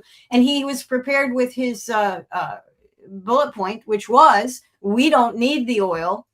We sell oil. So when oil prices go up, this is actually good for us. And that actually reveals the imperial economy, the way that the empire looks at economy. And that's what leads to all kinds of imbalances and the famines that you're talking about also that did indeed, had raged in the 20th century and prior to that. And even now, I mean, look at Gaza. Is that an issue of an ism, or is that just extermination project by an empire, a little empire backed by a bigger empire? That is completely state directed famine, because the state wants something that Gaza has. They want the oil rights off the ocean, and they want those Gazans gone so they can build their great whatever they're going to do there. This is the state, and the state is distinguished from everything else because it has the legal use of force over territory. That's the definition of a state. So I want little tiny states, really small states. Not geographically necessarily, but in terms of their concentrated power, their ability to lever force. And you talk about the Irish and the so-called potato famine, and that wasn't a free trade thing. That was a British calculation to basically, like Gaza, we need to get these people to shut up and leave and whatever. We want their property. We want them to obey us. How do we do it? We'll starve them out. Don't blame that on the free market. That's imperial markets, and we are familiar with it. In fact, we're living it right now because our so-called middle class is being gutted, completely shredded. It's being eliminated. Now, socialism, high taxes. In this country, in the United States of America, you call it capitalism, you call it cronyism, it's whatever it is, it's an empire. People who pay taxes and the total tax take, because there are many people that don't pay taxes. There are half the population pays taxes. Of those taxes that are taken in, it's over 50%, maybe close to 55% of the GDP goes into state hands for redistribution. And we don't have medical care covered over that. We have to buy insurance and have that's a separate issue. So we are already taxed at the rate of the European socialist democracies. And the only other thing I'll add, so I'm with you on all this stuff. I said, don't blame the free market for what empire is doing, what the state is consciously doing, and what we're seeing it do consciously to this day. And again, Venezuela, which preceded this takeover of Venezuela through the kidnapping, and then the so-called takeover of their oil industry and all that, the investment opportunities. Trump went into Iran with the exact same thing, and he himself has said that this should have been, we did Venezuela and that worked out great. That worked out great for the empire. So with this other thing, please not blame that on liberty. Let's not blame that on the free market. I would disagree with that labeling, but everything else you said is perfect. And I think this should be the history that American students and college kids and high school kids are kind of taught, because the smart ones figure it out in high school. When they read the history, they extrapolate to where you are. They understand that. They see that, wait a minute, there's a trend here. What's the trend? Well, the state decides it wants something that it hasn't earned. It has a military. Let's go make it happen. And that's obviously wrong. It's unconstitutional. It's immoral. I don't want to call it, they should have more communism. Or they should have, I'm not going to say that. And you're not going to say they should have more free markets, but I think we should stay away from those labels, because truly free markets are really not in the interest of the state. The state doesn't like them. Even our state that says, oh, we have freedom. No. if you're part of a state power lording it over an empire or even a large country, you hate freedom of any form, and that includes free markets. That includes the right. And look at right now, 35 states have rules in the states that no contract can be awarded to any entity, individual or business. No state contract will be awarded if they refuse to trade with Israel, or if they support in any way, not written, not even verbal, but if you've got a social media post, one of your employees said they support the BDS movement to divest from Israel based on your personal resistance to the Gaza extermination, that you will not get a state contract. And look at what they did to what is the country? Where? The AI company that got blacklisted from the Pentagon. One of the I totally forgot it. Sleepy, what's the name of it? Anthropic, I think. Anthropic. Right. So Anthropic. Now, Anthropic didn't really get kicked out of the Pentagon. I mean, obviously there's stuff's everywhere and they still have contracts, but the president, the state, the government, the communist government, whatever it is, right? I mean, we don't have to put a label on it. It's power. It's the existence of this concentrated power over the people. They said, oh, Anthropic doesn't support our policies. Therefore, Anthropic shall not receive a contract. That's not freedom. That is not a free market. That is state managed trade. And that's what the empires always do. That's the only way they can operate. And of course, they concentrate the wealth in their friends and allies. That means in the state. In the old days, when the church was the state in Europe, the Catholic Church became very wealthy. I wonder how that worked, So we don't have a Catholic Church that's wealthy in our country, but we certainly have elite globalists and elite cronies of the state who certainly enrich themselves, and they are intermingled with both elected politicians. We say they're elected. Nobody really knows. But you've got Trump enriching his entire extended family through policy and all of his elite friends. Scott Bessent seizing money and crypto from countries around there. So anyway, just don't call it freedom. That's all my only complaint. Stakeholder capitalism is what I like to call it. Stakeholder capitalism. That's right. Stakeholder capitalism. Let's give the last 30 seconds really quickly to Caleb, because it's the top of the hour. We got to get on out of here. Caleb, just a quick question. This is great conversation, but what do you think about the MOU? This is a memorandum of understanding. Do you think this is going to bear anything? Do you think this is going to produce anything, or do you think this is just more distractions until they get back out at the bombing campaign? Your thoughts?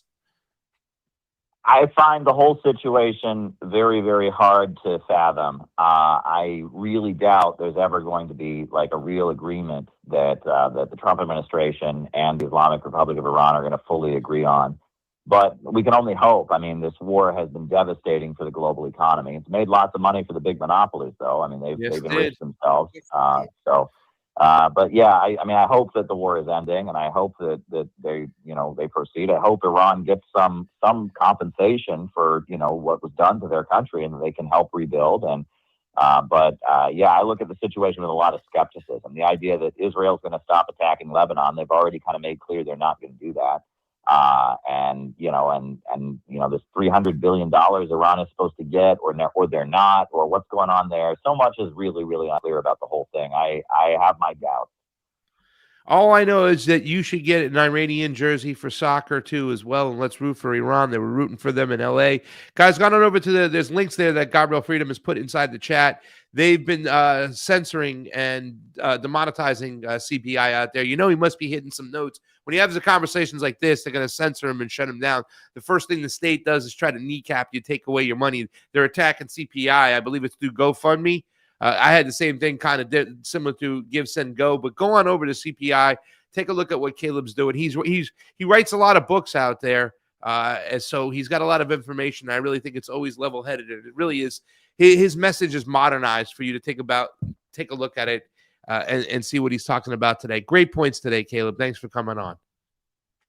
Sure thing. Always a pleasure. We'll see you soon. Definitely. Thank you so much, brother. Yeah. Karen, we got to get you out of here.